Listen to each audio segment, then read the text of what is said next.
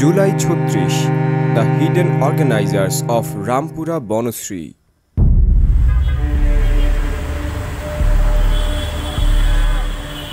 রামপুরা বনশ্রী বাড্ডা ঢাকার পূর্ব প্রান্তের ঘনবসতিপূর্ণ এই অঞ্চলে গত বছর জুলাই মাসে পরিণত হয়েছিল এক বিস্ময়কর দৃশ্যপট।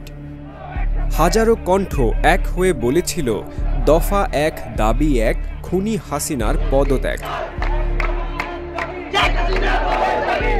কিন্তু এই আন্দোলন শুধুমাত্র কোটা প্রথার বিরুদ্ধেই ছিল না, এটি ছিল একটি জমে থাকা ক্ষোভের বিস্ফোরণ। শুরু থেকে এই আন্দোলনের নেতৃত্বে ছিল না কোনো রাজনৈতিক দলের কনভয়, ছিল না বড় কোনো ব্যানার। বৈষম্য বিরোধী ছাত্র আন্দোলনের ব্যানারে সাধারণ ছাত্রছাত্রীরা মূলত এই আন্দোলনের নেতৃত্ব দেয়। কিন্তু 17 জুলাই একযোগে সকল পাবলিক বিশ্ববিদ্যালয়গুলো থেকে এক নারকীয় তাণ্ডবের মাধ্যমে আইনশৃঙ্খলা বাহিনী সকল ছাত্রছাত্রীকে হল থেকে বের করে দেওয়ার পর পরিস্থিতি ভিন্ন মোড় নেয়।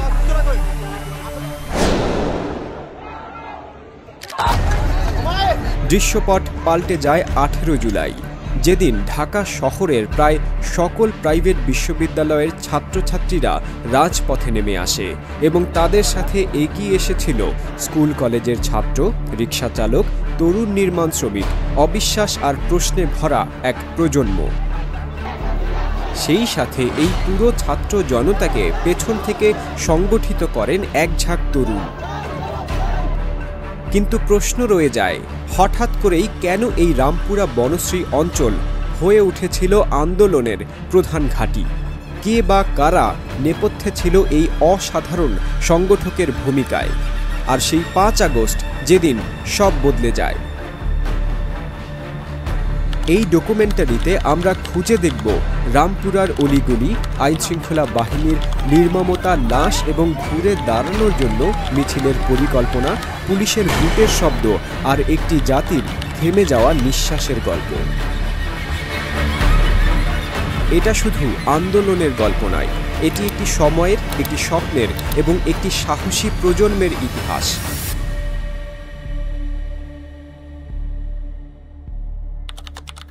18 জুলাই বৃহস্পতিবার। অন্যান্য যে কোনো কর্মব্যস্ত দিনের মতো এই দিনটা শুরু হয়েছিল সবার জন্য, কিন্তু তার মধ্যে চারিদিকে ছিল এক ধরনের চাপা উত্তেজনা এবং উৎকণ্ঠা। সকাল 10টার পর থেকেই ফিনিক্স পাখির মতো হঠাৎ করেই ব্র্যাক বিশ্ববিদ্যালয় এবং ইস্ট ওয়েস্ট বিশ্ববিদ্যালয়ের ছাত্ররা রাস্তায় নেমে পড়ে। একই সময়ে ঢাকার বিভিন্ন গুরুত্বপূর্ণ পয়েন্টে বেসরকারি বিশ্ববিদ্যালয়ের ছাত্রছাত্রীরা রাস্তায় নেমে পড়ে।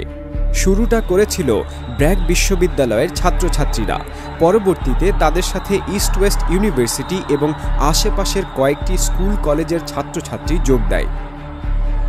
পুলিশ প্রশাসন তাদের সর্বোচ্চ শক্তি দিয়ে চেষ্টা করেছিল আন্দোলনটাকে দমিয়ে ফেলতে, এবং তারা সেটার চেষ্টাই করেছিল।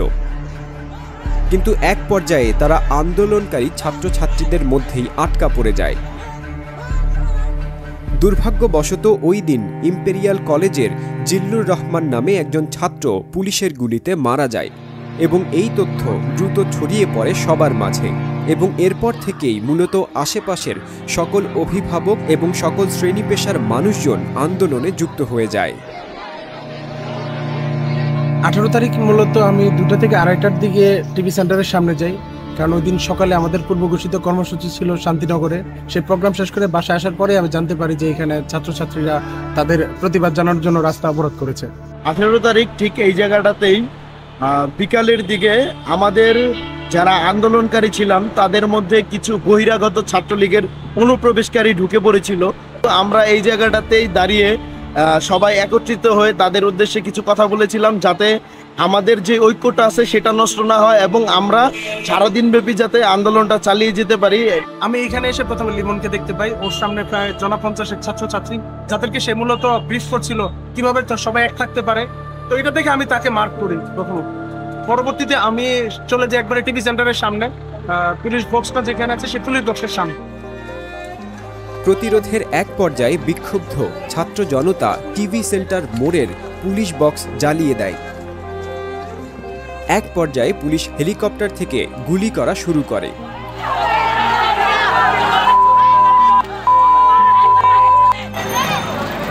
সরি, ওই তাদের হেলিকপ্টার থেকে গুলি করতেছে। দেখেন কত বড় র্যাবকে এই কারণে হেলিকপ্টার কিনতে দেওয়া হয়েছে আমাদের উপরে গুলি করার জন্য। দেখেন এই যে দেখেন দেখেন কিভাবে গুলি করতেছে আমাদের উপরে। এই হেলিকপ্টার থেকে কিভাবে আমাদের উপর গুলি করতেছে, তারপরে কি আপনারা বসে থাকবেন? বিক্ষুব্ধ জনতা বিটিভি ভবনের গেট ভেঙে ফেলে এবং ভেতরে থাকা গাড়িতে আগুন ধরিয়ে দেয়। এটা ছিল এক ধরনের ক্ষোভের বহিঃপ্রকাশ। সাধারণ মানুষ এর আগে পুলিশকে শুধুমাত্র সরকারের রাজনৈতিক প্রতিপক্ষের বিরুদ্ধেই এভাবে গুলিবর্ষণ করতে দেখেছে, কিন্তু এবার যখন দেখল সাধারণ নিরীহ ছাত্রছাত্রী যাদের রাজনীতির সাথে কোনো বিন্দুমাত্র সংশ্লিষ্টতা ছিল না তাদের বুকে গুলি চালাচ্ছে, তখন তাদের ক্ষোভটা সর্বত্র ছড়িয়ে পড়ে। বিটিভি থেকে যেহেতু সবসময় সরকারের শুধুমাত্র গুণগান করা হতো, সেটা হাতের কাছে পেয়েই তারা তাদের ক্ষোভ মিটিয়েছে।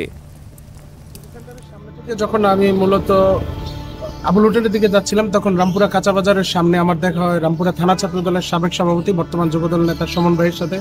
উনি ওনার অনেক অনুসারী সহ সেখানে ছিলেন। মূলত তাদের নেতৃত্বে আওয়ামী লীগের অফিসটাকে ভেঙে ফেলা হয়। পরবর্তীতে আর একটু সামনে আগালে বেটার লাইফ হসপিটালের সামনে আমার দেখা হয় ছাত্রদল কেন্দ্রীয় সংসদের প্রচার সম্পাদক শরীফ প্রধান শুভর সাথে। সে তার কয়েকজন ছোট ভাই সহ সেখানে আন্দোলনে অবস্থান করছিলেন। আমি পরবর্তীতে চলে যাই আবুল হোটেলের সামনে। সেখানে মূলত পুলিশের অবস্থান ছিল ফ্লাইওভারের ঠিক গোড়ায়, যে ফ্লাইওভারটা শান্তিনগরের দিকে চলে গিয়েছে, আর আনসার বাহিনীর অবস্থান ছিল যেই রাস্তাটা মূলত পল্লিমা সংসদের দিকে গিয়েছে খিলগা, ওই রাস্তাটার মাঝামাঝি।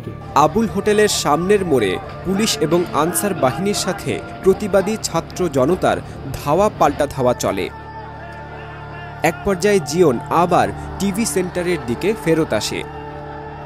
ওইখানে এসে দেখে টিভি সেন্টারকে প্রোটেক্ট করার জন্য বিজিবি টিম এসেছে, কিন্তু উত্তেজিত ছাত্র জনতা কেউ তাদেরকে বিটিভির সামনে দাঁড়াতে দেবে না, কেননা তখন হেলিকপ্টার থেকে ছাত্র জনতাকে লক্ষ্য করে গুলি করা হচ্ছিল। ওইখানে জিয়নের দেখা হয় ছাত্রদল কেন্দ্রীয় সংসদের সহসভাপতি আরিফের সাথে। সেই ছাত্র জনতার সাথে থেকে সবাইকে উৎসাহিত করছিল। ওরা এক পর্যায়ে বিজিবিকে টিভি সেন্টারের ভেতরে চলে যেতে বাধ্য করে।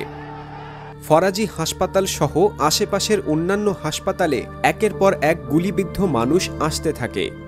পিকআপে করে 3 জন গুলিবিদ্ধ মানুষকে ফরাজি হাসপাতালে নিয়ে আসা হয়েছিল, যার মধ্যে লুঙ্গি পরিহিত রিকশাচালক ভাইটি অতিরিক্ত রক্তক্ষরণে মারা যায়। রামপুরা এলাকার স্থানীয় লোকজন মাগরিবের পর থেকেই ওই এলাকার আসা যাওয়ার পথগুলোর নিয়ন্ত্রণ নিয়ে নেয়। তারা মোটরসাইকেল আরোহীদের পরিচয় যাচাই করত, এমনকি অপরিচিত কেউ হলে তাকে সার্চ করে তার পরিচয় নিশ্চিত হতো, কেননা সারাদিন তারা যে যুদ্ধ পরিস্থিতি দেখেছে, এতে করে তাদের নিজেদের সেফটির জন্য এটা করতে হয়েছিল। রাত আনুমানিক 9টার পরে মূলত বেটার লাইফ হসপিটালের সামনে আমার দেখা হয় সাবেক ছাত্রদল নেত্রী, বর্তমান খিলগা থানা বিএনপির সদস্য নীলু আপার সাথে।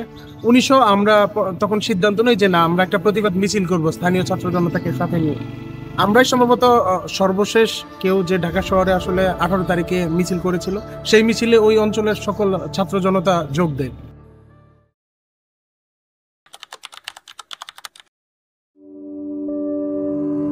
19 জুলাই ছিল সবথেকে রক্তক্ষয়ী সংঘর্ষের দিন। রামপুরা বনশ্রী পুরো এলাকা জুড়ে পুলিশ এবং বিজিবি মোতায়েন করা ছিল। জুম্মার নামাজের পর মুসল্লিরা যখন মসজিদ থেকে বের হচ্ছিল, ঠিক ওই সময়টাতে একযোগে সব জায়গায় বিনা উস্কানিতে গুলিবর্ষণ শুরু করে। লাশের মিছিল বাড়তেই থাকে। এরকম ভয়াবহতা বনশ্রীবাসী এর আগে কখনো দেখেছে বলে মনে হয় না। রামপুরায় বিজিবির গুলিতে মারাত্মক আহত হন সাচ্চু ইসলাম ভুইয়া। C&D এভিনিউতে 4 নম্বর রোডে গুলিবিদ্ধ হয়ে নিহত হন আরেকজন।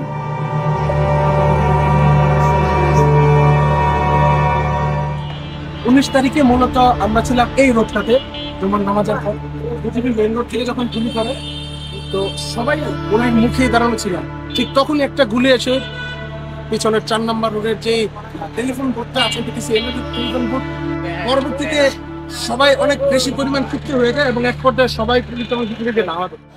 এ ব্লকের 4 নম্বর রোডে বিজিবির গুলিতে স্কুল পড়ুয়া এক ছাত্র নিহত হন। আমাদের অবস্থানটা ছিল এই জায়গায়, কিন্তু এই বিডিআর আর পুলিশের অবস্থানটা একদম মেইন রোডের মুখে। তো আমরা প্রথম অবস্থা ওদের সাথে, ওরা এখানে টিএসএল মারছিল, আমরা তাহলে তাদের প্রতিবাদে আমরা এই ফাইটার মারা শুরু করছিলাম। এরপর পরে শুরু করছে তারা গুলি। তারা যে গুলিগুলো সবগুলো গুলিয়ে মানুষের বুকে বসছে। ঠিক 4 নম্বর রোডে আমার পিছনে থাকা একজন মুসলিম ভাই নামে এখানের একজন লম্বি দোকানদার, উনি গুলিবিদ্ধ হয়। আমার পিছনে ছিল আর একটা বাচ্চা ছেলে, কত 8-10 বছরের একটা ছেলে, সেও গুলিবিদ্ধ হয়। ও যে পাখির মতো গুলি ছুটছিল। দক্ষিণ বনশ্রী কাজীবাড়ি রোডে আমরেলার সামনে গুলিতে 2 জন গুলিবিদ্ধ হন, যার মধ্যে সুমন নামে একজন মারা যায়। 19 তারিখ শুক্রবার আসর নামাজের পরে ঠিক এই জায়গাটাতেই 2 জন মুসল্লি সাধারণ মানুষ একটি গুলিতে 2 জন গুলিবিদ্ধ হয়। আমরা আশেপাশে যারা ছিলাম তারা ধরাধরি করে নিয়ে আমার বাসার গেটের সামনে নিয়ে যাই এবং সেইখানে থেকে আমরা তাকে হসপিটালাইজ করি। পরবর্তীতে আমরা জানতে পারি যে একজন শহীদ হয় এবং আরেকজন আহত হয়। আমি মূলত আসরের নামাজের যে সময়টা ছিল সেই সময় বাইক নিয়ে আমরা থানার সামনে থেকে এই দিক দিয়ে আসি, এই মসজিদের পিছন দিক দিয়ে মেন রোডে যাওয়ার চেষ্টা করি, কারণ আমাদের অবস্থান ছিল থানার চতুর্দিকে। আমাদের ইচ্ছা ছিল থানার পিছনের অংশ দিয়ে তাদেরকে প্রতিরোধ করা যায় কিনা।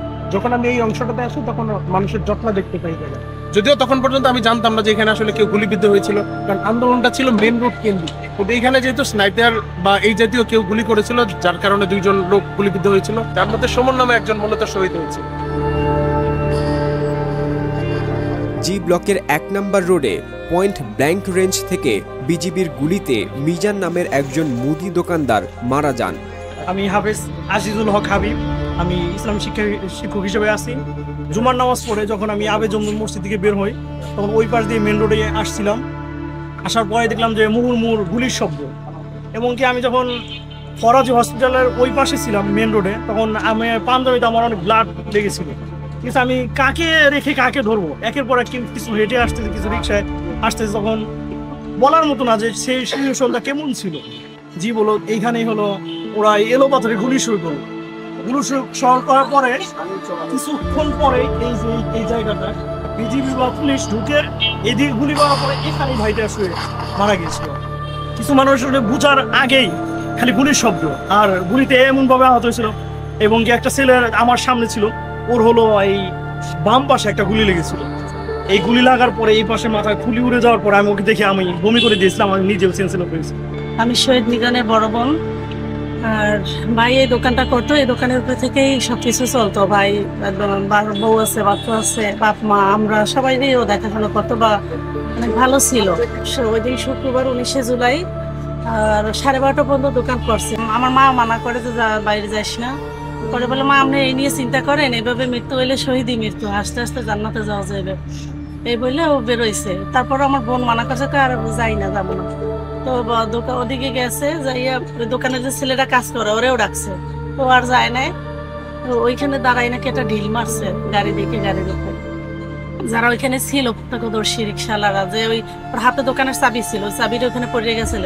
ওরা চাবি বাসায় দিয়েছে আর বাসায় খবর দিয়েছে ওরা।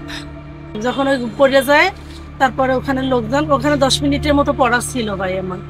তারপরে ওখানকার লোকজন হসপিটালে নিয়ে গেছে অ্যাডভান্সে ওরা রক্তটা বন্ধ করতে পারে না, কোনো রকম আলগা একটা ব্যান্ডেজ করে দিয়েছে এবং বলছে যে আপনারা এই হাত টাইট করবেন না বা ধরবেন না।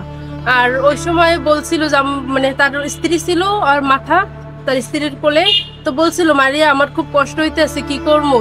তারপর অনেকক্ষণ যাইতে যাইতে গেছে হসপিটালে, পঙ্গু হসপিটালে পৌঁছাইছে, যাইয়া অক্সিজেন লাগাইছে, এর ভিতরেই পড়ান গেছে। বেশি টাকা দেয়ও না, সরকার দিচ্ছে 5 লাখ জুলাই ফাউন্ডেশন থেকে, আর বাকি বলছে 30 লাখ টাকা দেবে, 10 লাখ টাকা দেবে, এই বাতা দেবে, ওগুলো বলছে কাগজপত্র জমা দেন, সই দেন, এই সেন, কিন্তু আর বাকি কিছু দেয় না। ছাত্র জনতা এক পর্যায়ে রামপুরা পুলিশ ফাঁড়িতে আগুন ধরিয়ে দেয়। বাড়ির সামনে থাকা একটি পুলিশ ভ্যানেও আগুন ধরিয়ে দেয়। আমরা মূলত সবাই মেন রোডে এসে জড়ো হয়ে এই জায়গাতে এখান থেকে সিদ্ধান্ত নেই যে না, যেহেতু পুলিশ এবং বিজিবি একসাথে রামপুরা থানার দিকে গেছে, আমরা থানা ঘেরাও করার সিদ্ধান্ত নেই এবং সবাই সম্মিলিতভাবে থানার দিকে রওনা দিই। সকল ছাত্র জনতা যখন থানা ঘেরাও করতে আগায় তখন তাদের দিকে এলোপাতাড়ি গুলি ছোড়া শুরু করে পুলিশ এবং বিজিবি। থানার সামনের এই 4 নম্বর রোডে অসংখ্য মানুষ গুলিবিদ্ধ হয়, যার মধ্যে অনেকেই মারা যায়। ছাত্র জনতার অবস্থান ছিল মূলত এই রোডগুলোতে। ম্যারাদিয়ার সামনের এই রোডটা যেন ছিল মৃত্যুপুরী। একের পর এক গুলিবিদ্ধ হচ্ছিল। পুলিশের হাত থেকে বাঁচতে একজন মেরাদিয়া বাজারের পাশের এই বিল্ডিংয়ের কার্নিশে উঠে পড়ে এবং পুলিশ পিছু নিয়ে তাকে ওইখানে 4টা গুলি করে। সেই নির্মমতা সবাইকে কাঁদিয়েছিল। এই সেই বিল্ডিং, যেই বিল্ডিংয়ে মূলত আন্দোলনকারীর ওপর পুলিশ 4 রাউন্ড গুলি করে। আন্দোলনকারীরা যাতে আফতাবনগর থেকে ম্যারাদিয়া না আসতে পারে সেজন্য স্থানীয় ছাত্রলীগের মাধ্যমে পুলিশ দাঁড়িয়ে থেকে এই বাঁশের সাঁকোটা জ্বালিয়ে দেয়। এক পর্যায়ে আন্দোলনকারীদের ওপর পুলিশ হেলিকপ্টার থেকে গুলি এবং টিয়ার শেল মারতে শুরু করে।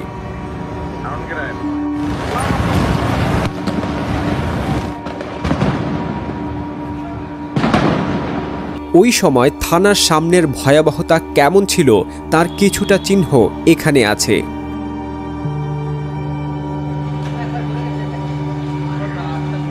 এই দিক দিয়ে ঢুইকা এই দিক দিয়ে বাইরে দিচ্ছে, বাইরে ওই যে গ্লাসের ভিতরে গ্লাস, এই গ্লাসটার মধ্যে রাখছি কি এই যে এই জায়গার মধ্যে একটা লাগছে দেখেন। আমরা সবাই কাজ করতেছি, করার পর 2 সাইডে লোক এসে আক্রমণ করছে। করার পর আমরা দোকান অফ করে আমরা গ্যারেজে চলে যাই। যাওয়ার পরে দেখলাম থানায় অনেক সমস্যা হয়েছে। হওয়ার পরে পোলাপাইনগুলা থানায় আক্রমণ করার পরে তারপর থানার লোকেরা প্রথম ফায়ার চালাইছে। চালানোর পরে লোকগুলা যায় না। প্রায় এখানে আপনার প্রায় 1000-1200 মতো পোলাপাইন ছিল। তারপরে আমরা নিজ দায়িত্ব বাসায় ঢুকে যাই গ্যারেজে। অনেক পোলাপাইন আসলো, থানায় যে আক্রমণ করলো। করার পর থানার লোকরা সব বাইরে হয়ে গেলো। বাইরে হয়ে যাওয়ার পর ওরা অস্ত্র নিয়ে আসলো। থানার লোকরা বিজিবি আসলো, অস্ত্র নিয়ে আসলো। তারপরে পোলাপাইনদের ধাওয়া দেওয়ার জন্য ওরা ফায়ারিং করলো ফার্স্টে হাওয়ায়। তারপর যখন হাওয়ায় না মানতেছে তারপর ওরা এক একটা ফায়ারিং টিনে বা আমাদের দোকানের শাটারে মারা হয়েছে। মারার পর বিল্ডিং এ অনেক মারা হয়েছে। মারার পর ওরা সরতেছে না। তারপর ওনারা শরীরে ফায়ার শুরু করছে। শরীরে ফায়ার পর তারপর বেঁধেছে না। তারপর টিয়ার ছিল যায় না। তারপর আমাদের গ্রেজে 6 তলার একটা বাচ্চা আসলো, তার দাদু সহকার।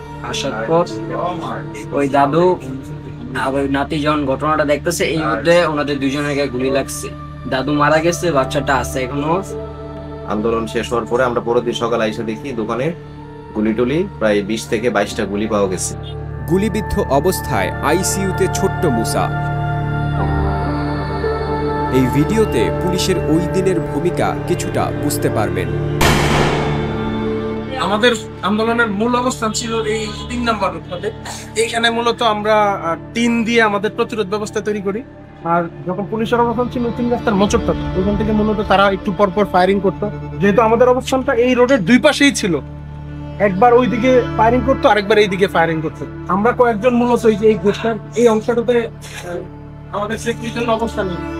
আন্দোলনের অবস্থানটা এরকম ছিল যে সাধারণ মানুষ আমাদেরকে সহযোগিতা করার জন্য সাহায্য করতে। যেমন উদাহরণ দেই, এই যে এই বাসার এই বারান্দাটা থেকে উনি আমাদের ইশারা দিত যে ভাই পুলিশ ওইদিকে। তারপরে তাদের অবস্থানটা ছিল এই রোডটাতে, থানার সামনে। আমরা থানার দিকে যাই, এখানে 3টা গলি আছে। 3টা গলিতে তাদের অবস্থান ছিল এবং প্রতিটা গলিতে ঢুকে তারা ওপেন ফায়ার। যেভাবে মানুষ মেরে ফেলাটা একবারে উচিত হয়। এই পাশ দিয়ে 3 থেকে 4টা লাশ গেছে, আমি নিজের চোখে দেখা। চোখের সামনে একাধিক লাশ পড়তে দেখে বিক্ষুব্ধ ছাত্র জনতা এক পর্যায়ে পিবিআই এর অফিসে আগুন ধরিয়ে দেয়। আনুমানিক 9:30 পর্যন্ত প্রতিবাদকারীরা থানা ঘেরাও করে রেখেছিল। এরপর তারা অবস্থান ছেড়ে দিতে বাধ্য হয়।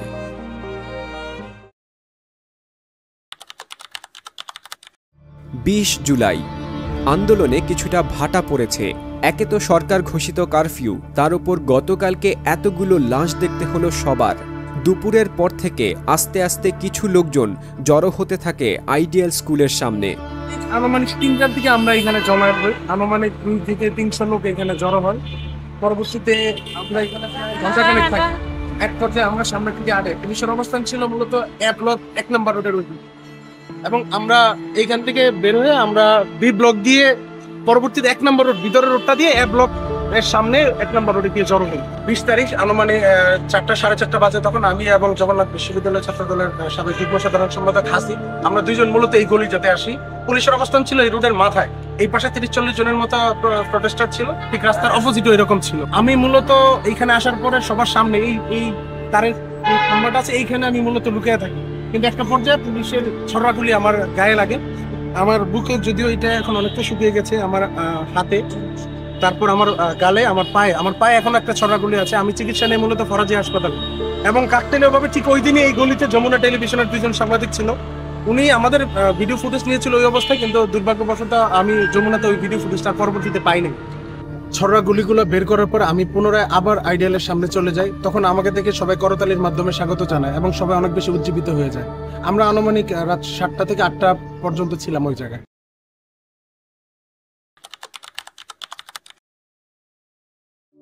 21 জুলাই আন্দোলন অনেকটাই স্তিমিত। মানুষজনের ভেতরে এক ধরনের চাপা উৎকণ্ঠা। একে তো সরকার ঘোষিত কারফিউ, তার ওপর আবার ইন্টারনেট সংযোগ বিচ্ছিন্ন। অন্যান্য দিনের মতোই আমি নুরে আলম, দেওয়ান পলাশ এবং হাসানের সাথে যোগাযোগ করি এবং আমরা সিদ্ধান্ত নিই যে দুপুর 3টার দিকে আমরা আইডিয়ালের সামনে যাব। আমরা 3টা থেকে 3:30টার দিকে আইডিয়ালের সামনে আসি। স্বাভাবিকভাবে ওই দিন জমায়েত তুলনামূলক কম ছিল, তারপরে প্রায় আনুমানিক 200 জনের মতো লোকজন ছিল। আসরের নামাজের পর কিছু মুসল্লিরাও তাদের সাথে এসে যুক্ত হয়, প্রায় 2 থেকে 300 মানুষ তখন। আর ঠিক তখনই টিভি সেন্টারের ওই দিক থেকে মেইন রোড হয়ে একটি মেয়ে দৌড়িয়ে তাদের দিকে আগাতে থাকে, হাতে একটা লাঠির মধ্যে সাদা কাপড়। সে আইডিয়ালের সামনে এসে সবাইকে রাস্তা ছেড়ে দিতে বলে এবং নিজেকে সমন্বয়কদের একজন বলে পরিচয় দেয়, যদিও সকলেরই ওই মেয়েকে নিয়ে সন্দেহ দেখা দেয়। এর ঠিক কয়েক মিনিট পরেই পুলিশের একটি টিম আসে। আশ্চর্যজনকভাবে এই মেয়েটি তখন আন্দোলনকারীদের পক্ষ থেকে পুলিশের সাথে কথা বলা শুরু করে এবং কথাতে আন্দোলনকারীরা রাস্তা ছেড়ে দেবে, পুলিশ যাতে কোনো গুলি না করে। পুলিশের যিনি এডিসি ছিলেন তিনি তার নাম্বারটি সকলের মধ্যে বিতরণ করেন এবং বলেন যে কোনো বিশৃঙ্খলা দেখা দিলে যাতে তার নাম্বারে কল দেয়া হয় অথবা ছবি তুলে তাকে পাঠিয়ে দেওয়া হয়। এরপর পুলিশের এই টিম ফরাজি হসপিটালের দিকে আগাতে থাকে। এর কয়েক মিনিট পর সেনাবাহিনীর একটি টিম আসে। তারা আন্দোলনকারীদেরকে রাস্তা ছেড়ে দিতে বলে। সেনাবাহিনীকে সবাই বোঝানোর চেষ্টা করেন, কিন্তু সেনাবাহিনীর টিম আবার পেছনে ফিরে যায়। এক পর্যায়ে জিয়ন ওই মেয়ের সাথে কথা বলে এবং আগের দিনে তার গুলিবিদ্ধ শরীর দেখায়। সে যেহেতু এইখানে আছে তাই এই মেয়েকে এখান থেকে চলে যেতে বলে। সবাই এক পর্যায়ে ওই মেয়েকে চার্জ করতে থাকে এবং ওই মেয়ের সাথে থাকা আরেকটা ছেলে ছিল যাকে জেরা করার এক পর্যায়ে জানায় যে সে মেট্রো রেলে কর্মরত। তখন ওই আন্দোলনকারীদের বুঝতে আর বাকি থাকে না যে তারা সরকারের এজেন্ট। আন্দোলনকারীরা তার হাত থেকে সাদা কাপড় বাঁধা লাঠিটা কেড়ে নেয় আর তখনই সে চিৎকার শুরু করে পুলিশকে লক্ষ্য করে। পুলিশ তার সেফটির জন্য ফাঁকা গুলি করতে থাকে এবং আবার পেছনে ফিরে আসে। এখানে উপস্থিত যে কয়জন ছিল সকলকে বেধড়ক লাঠিপেটা করে। জিয়ন সহ ওরা কয়েকজন আগে থেকেই পরিস্থিতি বুঝতে পেরে পিছনে চলে এসেছিল। পুলিশ চলে যাওয়ার পর যখন আবার আইডিয়ালের সামনে যায় তখন জানতে পারে পুলিশ জিয়নকে হন্য হয়ে খুঁজছিল, কেননা সে ওই মেয়েকে তার গুলিবিদ্ধ অবস্থা দেখিয়েছিল, যার কারণে মূলত পুলিশ তাকে টার্গেট করেছিল। আনুমানিক 7:30 পর্যন্ত ওরা ওইখানে ছিল। 22 জুলাই ওই দিন যৌথ বাহিনী একসাথে আবুল হোটেল থেকে বেটার লাইফ হসপিটাল হয়ে রামপুরা পর্যন্ত পুরো রাস্তাটা পরিষ্কার করছে। তাদের সাথে ছিল আওয়ামী লীগের বিভিন্ন অঙ্গ সংগঠনের অল্প কিছু নেতাকর্মী। 18 তারিখের পর 22 তারিখেই আওয়ামী লীগ এই এলাকায় প্রকাশ্যে আসে। 22 তারিখ আনুমানিক সকাল 11টার দিকে আমি নুরে আলমকে ফোন দিই। ওর সাথে কথা বলে আমি বাসা থেকে বের হয়ে যাই। ওর বাসা ছিল মহানগর প্রজেক্টে। তো মূলত আমরা সিদ্ধান্ত নিই আমরা বেটার লাইফ হসপিটালের সামনে 2জন মিলিত হব। আমি রিক্সা নিয়ে তিতাস রোড দিয়ে বেটার লাইফ হসপিটালের পিছনে গিয়ে নামি, কিন্তু ওই দিনের পরিস্থিতি ছিল খুবই খারাপ, কারণ সেনাবাহিনী, পুলিশ, বিজিবি একসাথে যৌথ বাহিনী হিসেবে থেকে কিন্তু রাস্তার প্রতিবন্ধকতাগুলো সরিয়ে ফেলছিল এবং ওই দিনই কার্যত আওয়ামী লীগ রাস্তায় প্রকাশ্যে আসে। ওইদিকের প্রতিটা গলিতেই অনেক লোকজন ছিল, কিন্তু কেউ আসলে রাস্তায় নামার সাহস করেনি আসলে, যেহেতু সংখ্যায় আমরা কম ছিলাম। তো বাধ্য হয়ে আমি এবং নুর আলম একটা রিক্সা নিয়ে আমরা বনশ্রীতে চলে আসি। দক্ষিণ বনশ্রীতে মূলত পাওয়ার হাউসের পিছনে একটা রোডে আমরা গিয়ে বসি। ওখানে তখন দেওয়ান পলাশ এবং শ্যামল মালুম আসে। আমরা পরবর্তী করণীয় বিষয় নিয়ে মূলত আলোচনা করি, কিন্তু কিছুটা হতাশ ছিলাম সবাই। তার পরবর্তীতে আমরা সবাই যার যার বাসায় চলে আসি। তারপর থেকে মূলত 1 তারিখ পর্যন্ত দক্ষিণ বনশ্রী বা বনশ্রী জোনে আন্দোলনটা এক প্রকার বন্ধই ছিল।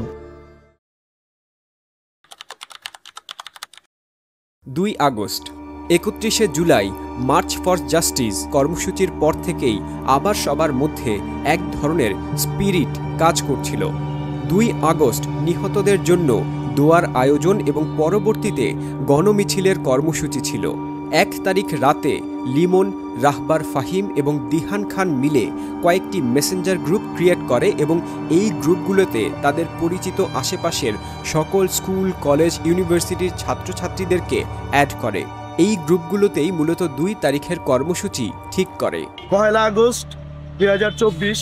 তো আমরা সেদিন বনশ্রীর যত শিক্ষার্থী আছি আমরা বনশ্রীতে গ্রাফিটি কর্মসূচি করি এবং পরবর্তীতে সেখানে আমরা সিদ্ধান্তে উপনীত হই যে আমাদের পরবর্তী আন্দোলন কার্যক্রম চালিয়ে যাওয়ার জন্য আমরা মেসেঞ্জার গ্রুপ খুলব এবং সেখানে আমরা আন্দোলনের নির্দেশনা দিব।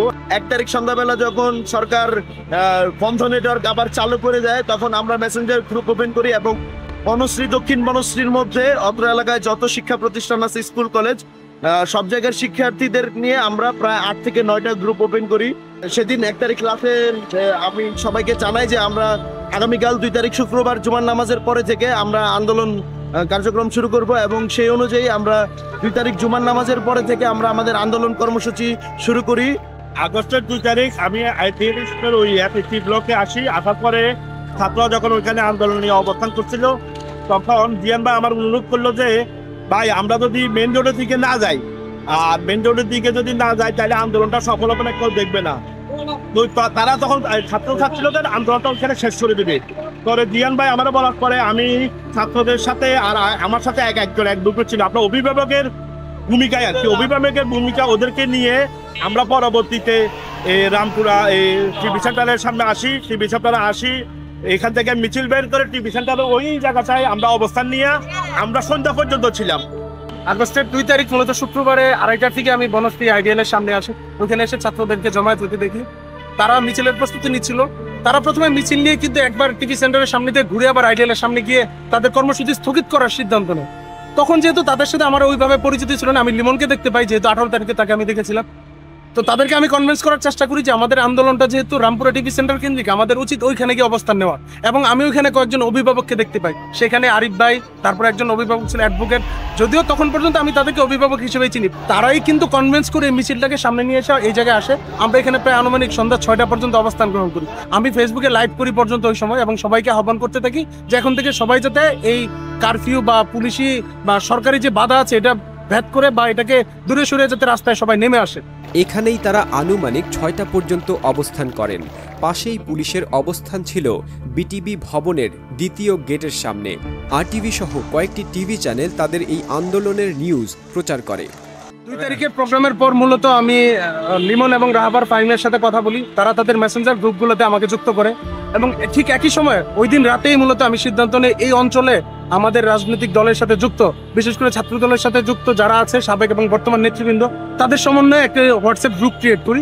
সেখানে ছাত্রদলের সাবেক সাধারণ সম্পাদক আকরামুল হাসান মিন্টু, সাবেক নির্বাচিত সাধারণ সম্পাদক ইকবাল হোসেন শ্যামল, সাবেক সিনিয়র সহসভাপতি রাশেদ ইকবাল খান, বর্তমান ছাত্রদল কেন্দ্রীয় সংসদের সিনিয়র যুগ্ম সাধারণ সম্পাদক শ্যামল মালুন সহ বর্তমান কমিটির প্রায় 10 থেকে 12 জন যুগ্ম সাধারণ সম্পাদক সহ এবং সহ সম্পাদক বৃন্দদের নিয়ে এই হোয়াটসঅ্যাপ গ্রুপটা মূলত ক্রিয়েট করি। উদ্দেশ্য ছিল ঠিক এই ছাত্রদের মেসেঞ্জার গ্রুপের যে আন্দোলনের তথ্যটা, একই তথ্য যাতে আমি তাদেরকেও প্রোভাইড করতে পারি, তারা যাতে আমাদের সাথে আন্দোলনে যুক্ত হতে পারে।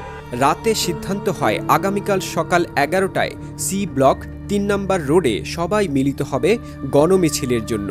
জিয়ন রাতের বেলায় হোয়াটসঅ্যাপ গ্রুপে এই মেসেজটি ফরওয়ার্ড করে।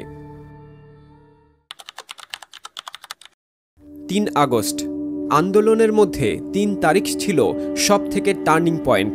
3 তারিখ মূলত ঢাকার গুরুত্বপূর্ণ পয়েন্টগুলোতে জমায়েতের সিদ্ধান্ত নেওয়া ছিল এবং দুপুর 3টায় শহীদ মিনারে পরবর্তী কর্মসূচি ঘোষণা করা হবে বলে সিদ্ধান্ত ছিল। পূর্ব সিদ্ধান্ত অনুযায়ী সি ব্লকের ৩ নম্বর রোডে মিলিত হওয়ার কথা ছিল, কিন্তু পরিস্থিতির জটিলতার কারণে ওরা অবস্থান পরিবর্তন করে। লোকেশন পরিবর্তন করে বি ব্লক স্বপ্নের সামনে গিয়ে জমায়েত হয় সবাই। ওই দিন উল্লেখযোগ্য সংখ্যক মেয়েরা আন্দোলনে যুক্ত হয়। ইতিমধ্যে হোয়াটসঅ্যাপ গ্রুপে থাকা অনেকেই আমাদের সাথে যুক্ত হয়। আমি ছাত্রদল কেন্দ্রীয় সংসদের যুগ্ম সাধারণ সম্পাদক নুরে আলম এবং দেওয়ান পলাশের কাছ থেকে কিছু টাকা নিয়ে স্টেডিয়াম মার্কেটে চলে যাই, ওখানে গিয়ে একটি হ্যান্ডমাইক কিনে নিয়ে আসি। আমি হ্যান্ডমাইক কিনে নিয়ে আসার পর যখন স্বপ্নের সামনে আসি তখন প্রায় 400-500 লোকের জমায়েত। একসময় এই মিছিলে কমপক্ষে 2 থেকে 3 হাজার লোক যুক্ত হয়। তারা মিছিল নিয়ে ইস্ট ওয়েস্ট ইউনিভার্সিটির সামনে যায়। ওইখানে আগে থেকে ইস্ট ওয়েস্ট ইউনিভার্সিটি ছাত্রছাত্রীরা অবস্থান নিয়েছিল। তারা করতালির মাধ্যমে এই মিছিলকে স্বাগত জানায়। স্লোগানে স্লোগানে প্রকম্পিত হতে থাকে এই জায়গা। দুপুর 12টা 30 পর্যন্ত ওইখানে সবাই অবস্থান করে। ওই সময় ইস্ট ওয়েস্ট ইউনিভার্সিটির সামনে থাকা মূল মাইক থেকে ঘোষণা দেওয়া হয় যে এখান থেকে মিছিল নিয়ে শহীদ মিনারে যাওয়া হবে না, কেউ যেতে চাইলে যেন নিজেদের মতো করে যায়।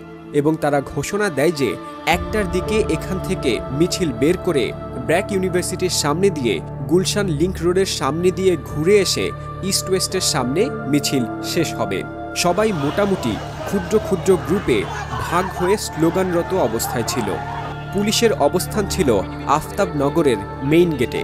মিছিল শুরু হলে পুলিশ আস্তে আস্তে পিছু হটে, কিন্তু হাজার হাজার ছাত্র জনতার তোপের মুখে অল্প কয়েকজন পুলিশ অনেকটা দিশেহারা হয়ে যায়। সেই পরিস্থিতিতে জিওন হ্যান্ডমাইকে ঘোষণা দিয়ে একাধিক মানব দেয়াল তৈরি করেন এবং পুলিশকে বাড্ডা থানার ভেতরে পাঠিয়ে দেয়। পুরো ঘটনাটি কালবেলা ফেসবুক লাইভে ধরা পড়ে। জিওনের সাথে তখন রাহবার ফাহিমও ছিল। মিছিলের এক পর্যায়ে জিওন একক সিদ্ধান্তে সবাইকে জানায় যে তারা মিছিল সহকারে শহীদ মিনারে যাবে।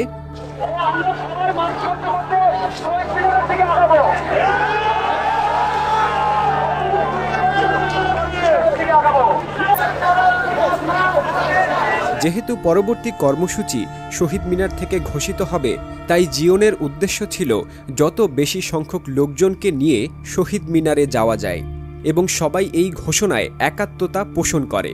এক পর্যায়ে ওই মিছিলে যুক্ত হয় ছাত্রদল কেন্দ্রীয় সংসদের সিনিয়র যুগ্ম সাধারণ সম্পাদক শ্যামল মালুম, যুগ্ম সাধারণ সম্পাদক দেওয়ান পলাশসহ সহ সাংগঠনিক সম্পাদক মাকসুদা মনি এবং ফারজানা আক্তার মিতু। মিছিল সহকারে সবাই শহীদ মিনারে যায়। ওই দিন আনুমানিক প্রায় 8 থেকে 10 হাজার লোক রামপুরা থেকে শহীদ মিনার যায়। 3 তারিখ মূলত আমরা মিছিল নিয়ে রামপুরা থেকে আসি, কাকরাইল হয়ে, তারপর মৎস্য ভবন হয়ে, দোয়েল চত্বর হয়ে শহীদ মিনার। যদিও 3 তারিখে ইস্ট ওয়েস্টের সামনে বা তাদের যারা ছিল তারা ঘোষণা দিয়েছিল যে তারা মিছিল সহকারে শহীদ মিনার আসবে না। তখন মূলত আমরা কথা বলি সবাইকে বোঝানোর জন্য যে না, আমাদের পরবর্তী কর্মসূচি যেহেতু শহীদ মিনার থেকে ঘোষিত হবে, আমরা যদি এইখানে তাদের সাথে একত্রিত না হই তাহলে তাদের জমায়েত যদি কম হয় তাহলে ফ্যাসিস্টের দোসর আওয়ামী লীগের যে পেট্রোল বাহিনী আছে, আইন শৃঙ্খলা বাহিনী, তারা হয়তো বা ক্র্যাকডাউন চালাতে পারে। একটা পর্যায়ে সবাই সম্মত হয় এবং সেই মিছিল নিয়ে কিন্তু এই জায়গায় আসে। আপনি যে পিছনের অংশটা দেখতেছিলেন এই রোডের মাঝে দাঁড়িয়ে কিন্তু আমি তখন স্লোগানরত ছিলাম। পরবর্তীতে তো সমন্বয় যখন তাহিদ ইসলাম সহ বাকিরা আসে, এই পুরো অঞ্চলটাই লোকারণ্য ছিল। সব শ্রেণী পেশা বাদ দিয়ে, রাজনৈতিক মতাদর্শ বাদ দিয়ে সবাই একটা প্ল্যাটফর্ম, একটা পরিবার হিসেবে ছিল। সবার একটাই চাওয়া ছিল হাসিনাকে এই ক্ষমতার মতলব থেকে সরানো। উপস্থিত ছাত্র জনতা সমস্বরে এক দফার স্লোগান দিতে থাকে। তাদের বুঝতে বাকি থাকে না এক দফাই পরবর্তী চূড়ান্ত জনদাবি এবং এক পর্যায়ে অফিসিয়ালি এক দফা দাবি ঘোষণা করা হয়। আমি নিজেও প্রায় কয়েক গজ সামনে ছিলাম। পরবর্তীতে যখন এখান থেকে বের হই, সামনে আমি আমাদের ছাত্রদল সহ বিএনপির বিভিন্ন রাজনৈতিক নেতৃবৃন্দকে সামনে দেখতে পাই। আমাদের ছাত্রদলের সবাই একসাথেই ছিল। সেখানে সাইফ মাহমুদ জুয়েল ভাই মূলত স্লোগান দিচ্ছিল, পরবর্তীতে রাকিব ভাই স্লোগান দেওয়া শুরু করে। আসলে এই দিনই শেখ হাসিনার পতন ঘণ্টা বেজে যায়, বাকিটা ছিল আনুষ্ঠানিকতা মাত্র। 4 আগস্ট। 2 আগস্ট থেকে দ্বিতীয় দফার আন্দোলনে 4 আগস্ট ছিল সবথেকে রক্তক্ষয়ী দিন। 3 তারিখ থেকেই সিদ্ধান্ত হয় অসহযোগ আন্দোলনের সমর্থনে ছাত্ররা সি ব্লক 3 নম্বর রোডে সকাল 10:30টার মধ্যে জমায়েত হবে। ছাত্রছাত্রীদের কয়েকটা গ্রুপের গ্রাফিতি অঙ্কনের কর্মসূচি ছিল ওই দিন। পুরো বনশ্রী জুড়ে বিভিন্ন রোডে তারা গ্রাফিতি অঙ্কন করছিল। হোয়াটসঅ্যাপ গ্রুপেও এই সিদ্ধান্ত জানিয়ে দেওয়া হয়। 4 তারিখে 9টা কি 9:30টার দিকে আমরা প্রথম এই ওই জায়গা আমি গাড়ি ব্যারিকেডটি জীবন ভাই এই জায়গায় একটা গাড়ি ব্যারিকেড দেয়। যাওয়ার পর আমরা 4-5 জন লোক ছিলাম হাতে গোনা। তো জীবন ভাই আমার বললো যে ভাই আমরা তো হাতে গোনা কিছুক্ষণ লোকজন, আমরা গাড়ি ব্যারিকেড দিয়ে আমরা লোকজন জমা করি। আমি ওই আইডিয়ালা ফলাদিপুর থেকে একটা মিছিল নিয়ে আস্তে আস্তে আস্তে আমরা এদিকে লোকজন জমায়েত করা শুরু করি। 4 তারিখ আনুমানিক সকাল 9:30 কি 10টার দিকে আমরা হাতে গোনা 3-4 জন লোক মূলত এই অঞ্চলে প্রথম আসি। সকালেই মেসেঞ্জার গ্রুপ এবং হোয়াটসঅ্যাপ গ্রুপে মেসেজ দেওয়া ছিল যে আমরা 11টা থেকে মূলত বিট ব্লক স্বপ্নের সামনে থেকে আন্দোলন শুরু করব, কিন্তু ওই দিন কিছুটা দেরিতে সবাই বের হয়েছিল। আমি প্রথমে আসি এই টিভি সেন্টারের সামনে গুল চত্বরে, এখানে আমরা হাতে গোনা 3-4 জন ছিলাম। ওইখানে আমার দেখা হয় ছাত্রদল কেন্দ্রীয় সংসদের যুগ্ম সাধারণ সম্পাদক হাসানুর রহমানের সাথে। ও মূলত আমাকে পরামর্শ দেয় যে ভাই আজকে যেহেতু অসহযোগ আন্দোলন, রাস্তাঘাট সব বন্ধ রাখতে হবে, চলেন আমরা রাস্তা ব্লক করি। তখন আমার ওইখানে দেখা হয় 2 তারিখে যিনি অভিভাবকের ভূমিকায় মূলত আন্দোলনটাকে এই পর্যন্ত নিয়ে এসেছিল, সে আরিফ ভাইয়ের সাথে, পল্টন থানা যুবদল নেতা। তো সেই আরিফ ভাই সহ এখানে আমরা 3-4 জন ছিলাম। আমরা আড়াআড়িভাবে একটা বাস রাস্তায় আটক করি যাতে করে কোনো গাড়ি চলাচল না করতে পারে। তখন আরিফ ভাইকে এখানে রেখে দায়িত্ব নিয়ে আমরা মূলত পিছনে চলে যাই। তখন লিমনরা মূলত মিছিল সহকারে আইডিয়ালের সামনে থেকে এইদিকে আসতে থাকে এবং এক পর্যায়ে আমরা ওই মিছিল সহকারে এই টিভি সেন্টারের সামনে, এই পুলিশ বক্সের সামনে যে গুল চত্বরটা, এইখানে আমরা আমাদের অবস্থান নেই এবং এইখানে আমরা আনুমানিক 1 ঘন্টার উপর অবস্থান নিয়েছিলাম। আমরা একাধিকবার, যেহেতু আমার কাছে হ্যান্ডমাইক ছিল, আমরা স্লোগান দিয়ে পুরো রোডটা ইস্ট ওয়েস্ট ট্র্যাকসহ পুরো অঞ্চলটাতে একাধিকবার রাউন্ড দিয়েছি ছাত্র জমায়েতকে যাতে আরো বাড়ানো যায়। এবং এক পর্যায়ে আমরা সিদ্ধান্ত নিই যে না, আমাদের এখানে স্টে করলে হবে না, যেহেতু আমরা জানতে পেরেছিলাম ব্যাটার লাইফ হসপিটালের অপোজিটে আওয়ামী লীগের দোসররা তাদের অবস্থান জারি রেখেছিল। আমাদের উদ্দেশ্য ছিল তাদেরকে ওইখান থেকে বিতাড়িত করা। 4 তারিখে আমরা যখন জন ভাই বললো দিক থেকে মিছিল বড় করে আমরা এখানে জমায়েত করি, ঠিক তখন 12টা বাজে আমরা বললো যে ব্যাটার হসপিটালের দিকে ছাত্রলীগ লোকজন অবস্থান করছে। পরে জন ভাই এখান থেকে সবাই বললো যে আমরা শাহবাগমুখী যাই। তো এখানে ছাত্র সম্মেলনের নামে যে কিছু ছাত্র সম্মেলন, তারা বলতেছেন আমরা এই অবস্থান ছেড়ে আমরা এর দিকে যাবো না। পরে অনেক ওদের সাথে অনেক তর্ক বিতর্কের পর আমরা সিদ্ধান্ত নিয়ে আমরা শাহবাগের দিকে যাবো। পরে আমরা এই মিছিল নিয়ে, জন ভাই নেতৃত্বে মিছিল নিয়ে আমরা, তখন আমাদের সাথে ছিল ছাত্রদলের আকরাম ছিল, তারপরে শ্যামল ছিল, জাতীয় নির্বাহী কমিটির সদস্য আবু তালেব ভাই ছিল, আবার শেষের সভাপতি বাচ্চু ভাই ছিল, আরো বিএনপির অসংখ্য নেতাকর্মী ছিল। তখন আমরা এই মিছিলের নেতৃত্ব দিয়ে আমরা প্রথম এই আপনার ব্যাটার হসপিটালের এখানে আওয়ামী লীগ, ছাত্রলীগ, যুবলীগ, রামপুরা শাখার লোকজন ছিল, তাদেরকে আমরা প্রতিহত করি। এরপরে মালিবাগে ছিল, মালিবাগে ওদেরকেও প্রতিহত করি। তারপরে মগবাজার মোড়ে ছিল, তাদেরকেও প্রতিহত করি। প্রতিহতার পরে বাংলা মোটরের ওইদিকে যাওয়ার সময় আমাদের উপরে গুলি করে। আমাদের অনেক ভাইয়ের পায়ে গুলি লাগছে, লাগার পরে তাদেরকে আমরা হসপিটালে করি। আর তখন বাংলা মোটর ওই মোড়টা থেকে ওদেরকে আমরা একদম ফার্ম গেট পর্যন্ত পৌঁছাই দিই, দৌড়াতে। ফার্ম গেট থেকে আমরা আস্তে আস্তে ছত্রভঙ্গ হইয়া, যখন পুলিশ ওখান থেকে আমাদেরকে হামলা চালায়, ছত্রভঙ্গ হইয়া আমরা আবার শাহবাগের দিকে আসি। 4 তারিখ আমরা ব্যাটার লাইফ হসপিটালের সামনে থেকে আওয়ামী দোসরদেরকে প্রতিহত করে আমরা সিদ্ধান্ত নেই যে আমরা শাহবাগে আসবো। আমি মিছিলের নেতৃত্ব দেওয়ার সৌভাগ্য হয়েছিল, যেহেতু আমার সাথে একই রিক্সায় ছিলেন ওই পল্টনের আরিফ ভাই। আমরা মিছিল নিয়ে মৌচাক মোড় পর্যন্ত আসি। মৌচাক মোড়ে আওয়ামী লীগের দোসররা ছিল, আমরা তাদেরকে ধাওয়া দিয়ে বিতাড়িত করে দিই। যেহেতু ওই দিন ছাত্রলীগের অবস্থান ছিল রাস্তায়, আমরা মূলত রামপুরার যে রাস্তার যে ডিভাইডারগুলো ছিল, তার মধ্যে যে রেলিং এর যে লোহার রডগুলো ছিল, আমরা প্রতিটা রড কিন্তু ভেঙে নিয়ে আসি হাতে নিয়ে। তো আমরা ওইখান থেকে তখন মৌচাক থেকে সিদ্ধান্ত নেই যে আমরা মগবাজার হয়ে বাংলা মোটর আসবো। এই সিদ্ধান্তটা তাৎক্ষণিক নেওয়া হয়। তখন ইস্ট ওয়েস্টের কয়েকজন ছাত্রছাত্রী, তাদের মধ্যে সমন্বয় পরিচয় দিয়ে একজন আসে, যদিও আমি তাকে চিনি না, সে মূলত আমাকে চার্জ করতে থাকে কেন আমরা সিদ্ধান্ত নিলাম এইদিকে বাংলা মোটর যাওয়ার জন্য। কারণ আগের দিন 3 তারিখে আমাদের রাস্তা ছিল কাকরাল হয়ে শহীদ মিনার। তারা মূলত সেফ রোডটাই বাছাই করতে চেয়েছিল, কিন্তু যেহেতু আমি রাজনৈতিক দলের কর্মী, আমার উদ্দেশ্য ছিল রাস্তা থেকে আওয়ামী লীগের যারাই আছে তাদেরকে প্রতিহত করতে পারলে তাদের মনোবলটা ভেঙে দেওয়া যাবে। যার কারণে মূলত আমরা মগবাজার হয়ে পরবর্তীতে বাংলা মোটর আসি। আসার পথে মগবাজার থেকে আমরা ছাত্রলীগকে ধাওয়া দিয়ে প্রতিহত করে ফেলি। বাংলা মোটর আসার পরে আমরা দেখলাম এইখানে আগে থেকে যে জমায়েতটা ছিল, তারা আমাদেরকে করতালির মাধ্যমে স্বাগত জানায়। এবং আমরা আসার পরে প্রায় আধা ঘন্টা পর্যন্ত আমরা পুলিশের সাথে ইট পাটকেল নিক্ষেপ করা, কারণ পুলিশের অবস্থান ছিল কারণ বাজারের ওই দিকটাতে, ওই মুখটাতে। আমরা যখন এই জায়গায় আন্দোলনরত ছিলাম, এই সময় আমাদের সামনে 2 জন লোক গুলিবিদ্ধ হয়। একজনের মাথার মগজ বের হয়ে আসে, যেটা আমাদের আরেক সহযোদ্ধার হাতে নেওয়া, আমার ঠিক পাশেই ছিল। তখন বুঝলাম যে না, আমাদের এখানে স্টে করলে হবে না, আমাদের পিছন থেকে মূল জমায়েতটা যেহেতু শাহবাগে ছিল, সেখান থেকে সবাইকে আমরা এইদিকে অগ্রসর হওয়ার জন্য আহ্বান করি। সেজন্য আমি এখান থেকে শাহবাগের দিকে রওনা দিই।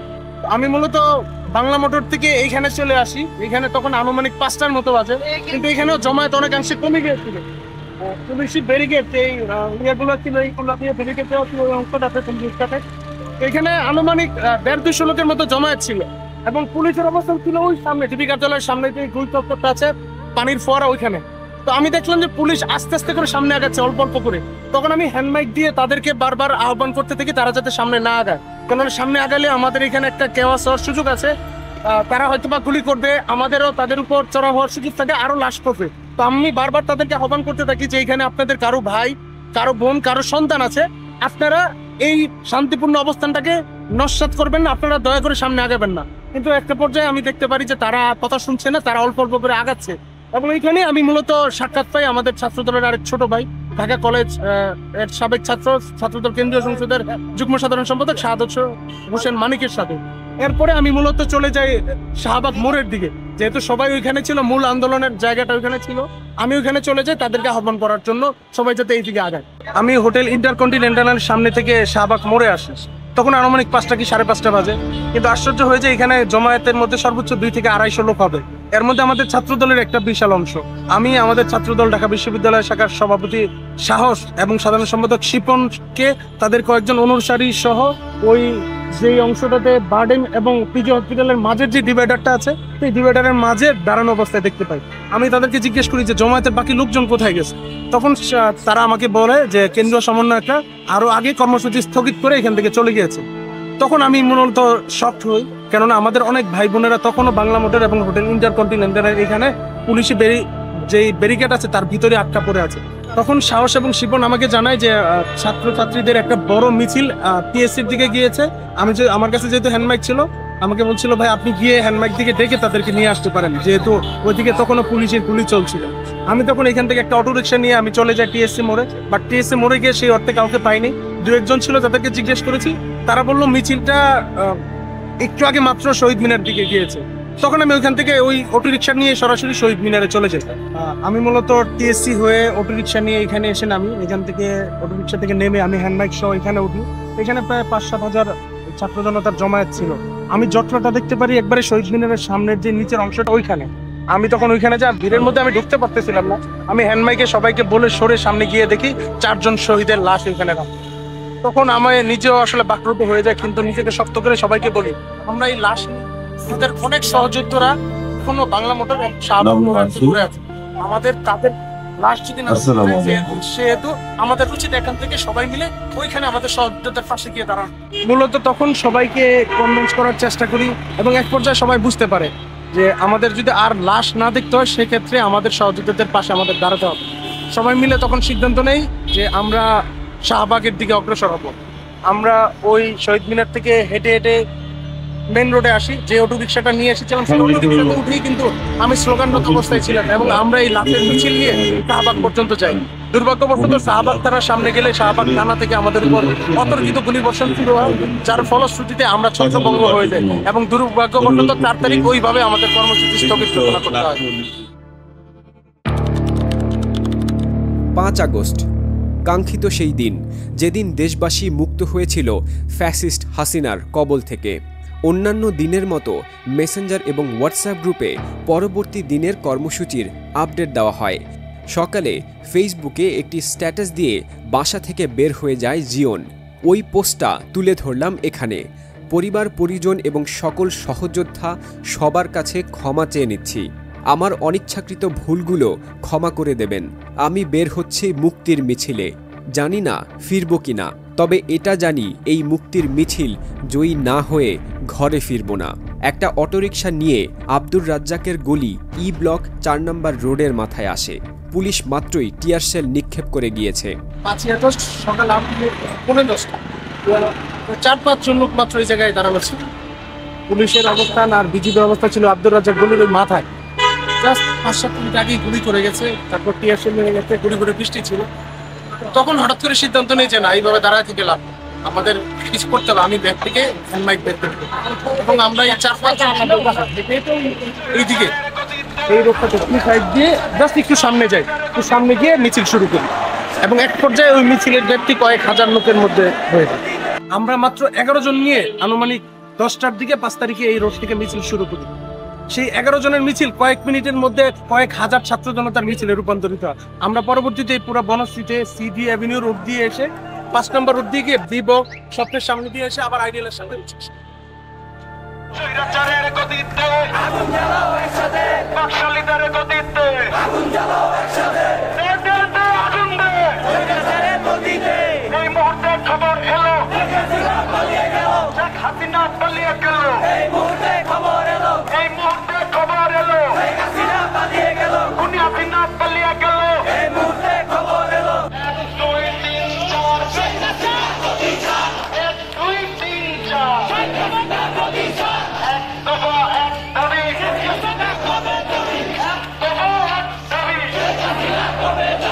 আনুমানিক 10:30টার মতো বাজে 5 তারিখে। তখন আমরা মিছিল নিয়ে রামপুরা এই বনশ্রীতে একটি চক্কর দিয়ে বি ব্লকে আমরা এখানে এসে জড়ো হই। এখানে তখন আনুমানিক 5-7 হাজার মানুষ। তখন আমরা জানতে পারি স্টেশনের সামনে তখনও গুলি হচ্ছে, গুলি বর্ষণ হচ্ছে। আমরা তখন সিদ্ধান্ত নিই এই বাসের সাঁকু দিয়ে কিছু অংশকে আমরা রাস্তার ওই পারে পাঠিয়ে দিব। আমরা প্রায় 1 থেকে 1.5 হাজার মানুষকে আমি নিজে এই রেলিং এর উপর দাঁড়িয়ে থেকে হ্যান্ডমাইকে ঘোষণা দিয়ে 2 জন করে পাঠাইছি। ওরা প্রায় 1 থেকে 1.5 হাজার লোক যখন ওই পারে যায় তখন স্টেশনের সামনে মোটামুটি আমাদের জনবল বৃদ্ধি পায়। পুলিশ তখন গুলি বর্ষণ অনেকটা কমিয়ে ফেলে। এর মধ্যে কয়েকজন এসে আমাদেরকে জানায় যে ফরাজি হসপিটালের ঠিক পরে জি ব্লকের সামনে মূলত 500-700 লোকজন জড়ো হয়ে আছে, যারা মূলত ব্যারিকেডের সামনে আটকা পড়েছে। যেহেতু ফরাজি হসপিটালের সামনে পুলিশের অবস্থান ছিল, তখন আমি সিদ্ধান্ত নেই যে তাদেরকে যে কোনোভাবে আমাদের মিছিলের সাথে যুক্ত করতে হবে। আমি ওইখান থেকে একজনকে সাথে নিয়ে ভিতর দিয়ে 5 নম্বর রোড দিয়ে আসলে মূলত জি ব্লকে চলে যাই। ওইখানে গিয়ে তাদের সাথে কথা বলি। যদিও তারা প্রথমে আমার পরিচয় নিয়ে সন্দিহান ছিল, পরবর্তীতে আমার মোবাইল চেক করে আমার পরিচয় নিশ্চিত হওয়ার পরে আমার সাথে তারা আইডিয়ালের সামনে আসার জন্য রাজি হয়। মিছিল সহকারে আমরা আইডিয়ালের সামনে আসি ভিতরের রোড দিয়ে। মূলত আমরা আসার পর আইডিয়ালের সামনে যারা উপস্থিত ছিল তারা আমাদেরকে করতালির মাধ্যমে স্বাগত জানায়। সিদ্ধান্ত নেওয়া হয় মিছিল সহকারে এখন সবাই রামপুরা টিভি সেন্টারের দিকে আগাবে। জিয়ন মিছিলের নেতৃত্ব দিয়ে এ ব্লক পর্যন্ত আসে। সামনে টিভি সেন্টারের গোল চত্বরের ঠিক সামনেই সেনাবাহিনীর ব্যারিকেড ছিল। সেনাবাহিনীর যিনি কমান্ডার ছিলেন তিনি হ্যান্ড মাইকে ছাত্র জনতাকে সামনে আগাতে নিষেধ করেন। 5 আগস্ট সকাল আনুমানিক 11টার দিকে আমরা মূলত মিছিল সহকারে আইডিয়ালের সামনে থেকে এই পর্যন্ত আসি। এখানে আমাদের ব্যারিকেডটা তারপরে, কারণ সেনাবাহিনীর অবস্থান ছিল ঠিক ওই সামনের যে মোচকটা ওইখান পর্যন্ত। তারা হ্যান্ডমাইকে বারবার আমাদের ঘোষণা করছিল আমরা হচ্ছে সামনে না আগাই। আমি মূলত হ্যান্ডমাইকে আমার এই মিছিলের সকলকে এখানে অবস্থান নিতে বলি এবং আমি সেনাবাহিনীর যে কমান্ডার ছিল তার সাথে কথা বলার জন্য হ্যান্ডমাইকে তাকে সামনে আগানোর জন্য আহ্বান করি এবং এক পর্যায়ে উনি সামনে আসে। তখন ওনার সাথে কথা বলি এবং কথা বলার এক পর্যায়ে উনি আমাদের কাছে 30 মিনিট সময় চায়। আমি তখন তাদেরকে বলি যদি এই 30 মিনিট সময়ের মধ্যে তারা আমাদের রাস্তা ছেড়ে না দেয় আমরা কিন্তু তাদের অস্ত্রের মুখেই কিন্তু সামনে আগাতে বাধ্য হব এবং তাদেরকে একটা শর্ত জুড়ে দেয়। যেহেতু তখন ইস্ট ওয়েস্ট ইউনিভার্সিটির সামনে গোলাগুলি হচ্ছিল, আমি ওই কমান্ডারকে বলি ইস্ট ওয়েস্টের সামনে গোলাগুলিটা অবশ্যই বন্ধ করতে হবে। উনি তখন ওনার ঊর্ধ্বতন কর্তৃপক্ষের সাথে কথা বলে গোলাগুলিটা বন্ধ করেন। এই পুরোটা সময় জিয়ন স্লোগানে স্লোগানে মুখরিত রাখে।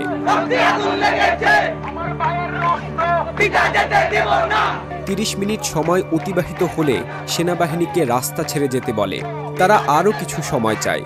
উপস্থিত ছাত্র জনতা অতিরিক্ত সময় দিতে অনিচ্ছুক ছিল।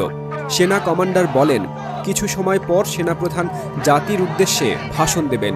সেনাপ্রধানের ভাষণের পর ছেড়ে দেবেন। জিয়ন তাকে পাল্টা প্রশ্ন করে যদি সেনাপ্রধান ফ্যাসিস্ট হাসিনার পক্ষ নেয় তখন তারা কি করবে। তিনি বলেন আমরা অস্ত্র নামিয়ে জনগণের পক্ষে থাকব। তখন উনাদেরকে অতিরিক্ত আরও 15 মিনিট সময় দেওয়া হয় এবং জানিয়ে দেওয়া হয় এর মধ্যে তারা যদি ব্যারিকেড না ছেড়ে দেয় তাহলে এই ব্যারিকেডের উপর দিয়ে সবাই রওনা দেবে। তারা গুলি করলে লাশ পড়বে, তারপরও এই মিছিল থামবে না। ঘড়ি ধরে ঠিক 15 মিনিট পরে আমরা তাদেরকে রাস্তা ছেড়ে দেওয়ার জন্য বলি। সেনাবাহিনী আসলে তখন পরিস্থিতিটা আঁচ করতে পেরেছিল, যার ফলশ্রুতিতে মূলত তারা রাস্তার দুপাশে সরে যায়। আমরা মিছিল সহকারে মেন রাস্তায় উঠি। তখন আসলে বাঁধভাঙা জোয়ারের মতো মানুষজন মিছিলে যুক্ত হয়। আমি একটা অটোরিকশাতে উঠে মূলত স্লোগান দেওয়া শুরু করি। সেই অটোরিকশাতে আমার সাথে ছিলেন আখতারুজ্জামান বাচ্চু ভাই। উনি যুবদলের সাবেক সম্পাদক ছিলেন, বর্তমান বিএনপি নেতা। যদিও আমি ওনার পরিচয়টা ওই সময়ে আসলে রিকশাতে থাকা অবস্থায় জানতে পারি। পুরো বনশ্রী জুড়ে মুক্তির স্বাদ পাওয়া উৎসুক জনতার উন্মাদনা। পুরো বনশ্রীবাসী সম্ভবত রাস্তায় নেমে এসেছিল। মিছিল সহকারে তারা শাহবাগ মোড়ে যায়। শাহবাগ মোড়ে স্লোগান অবস্থায়। শাহবাগ যাওয়ার পরই মূলত তারা জানতে পারে শেখ হাসিনা দেশ থেকে পালিয়ে গিয়েছে। আজকের এই বাংলাদেশের নতুন করে স্বাধীন হওয়ার দিনে মানুষের খুশির অনুভূতিটা শুধু আপনাদের দেখাচ্ছি। যদিও আমরা এখনো গণভবনে ঢুকিনি, আমরা সংসদ ভবনের সামনে আছি। আমরা এখনই সকলে মিলে এখন গণভবন অভিমুখে মার্চ করব। পরবর্তীতে তারা গণভবন অভিমুখে রওনা দেয়। তারা গণভবন পৌঁছানোর অনেক আগেই হাজারো ছাত্র জনতা গণভবনে ঢুকে যায়। স্বৈরাচারী হাসিনার স্মৃতি হিসেবে গণভবন থেকে অনেকেই সাথে করে বিভিন্ন জিনিস নিয়ে আসে। এক সময় যে শেখ মুজিবুর রহমানকে মানুষ মাথায় তুলে রেখেছিল, মেয়ের কৃতকর্মের জন্য তাকে মাটিতে নামাতে মানুষ দ্বিতীয়বার ভাবেনি। আর এইভাবেই রামপুরা বনশ্রীবাসী দ্বিতীয়বারের মতো স্বাধীনতা উপভোগ করে। বাংলাদেশ 2.0। আর এই সংগ্রামের পেছনে আন্দোলনকে সংগঠিত করার নেপথ্য ভূমিকা পালন করেন ছাত্রদল কেন্দ্রীয় সংসদের যুগ্ম সাধারণ সম্পাদক আজিজুল হক জিয়ন সহ উল্লেখিত এক ঝাঁক তরুণ, যারা কিনা বিএনপির রাজনীতির সাথে যুক্ত। আসলে দেখুন, সাহস এবং ভয় দুইটাই হচ্ছে সংক্রমিত। যদি আপনি সাহসী ভূমিকা রাখতে পারেন, আপনার দেখা দেখি আপনার আশেপাশের অনেকেই সেই সাহসে উজ্জীবিত হয়ে কিন্তু সাহসী ভূমিকা অবতীর্ণ হবে। ঠিক একই কথা প্রযোজ্য ভয়ের ক্ষেত্রে। আমার উদ্দেশ্য ছিল মূলত সবার ভিতরে সাহসটাকে সঞ্চার করানো, যাতে করে সবাই বেশি করে আমাদের সাথে এই ছাত্র জমায়েতে যুক্ত হতে পারেন, সবাই যাতে বাসা থেকে বের হয়ে আমাদের সাথে রাজপথে থাকতে পারেন। এটাই ছিল মূলত উদ্দেশ্য। আর আমাদের দলীয়ভাবে একটা সিদ্ধান্ত ছিল, আসলে প্রথম ধাপের যে আন্দোলনটা ছিল 18 তারিখ পর্যন্ত যে অবস্থায় ছিল, আমাদের নির্দেশনা ছিল আমরা যতটা সম্ভব আন্দোলনকারীদের পিছনে থেকে তাদেরকে সহযোগিতা করা। কিন্তু দ্বিতীয় ধাপের যে আন্দোলন, যেটা কিনা 2 তারিখ থেকে শুরু করে 3, 4 এবং 5 তারিখের যে ভূমিকা ছিল, সেখানে কিন্তু আমরা সবাই নিজের জায়গা থেকে সামনে থেকে যতটা সম্ভব নেতৃত্ব দেওয়ার চেষ্টা করেছি। আমার জায়গা থেকে আমি সেই ভূমিকাটাই রাখার চেষ্টা করেছি।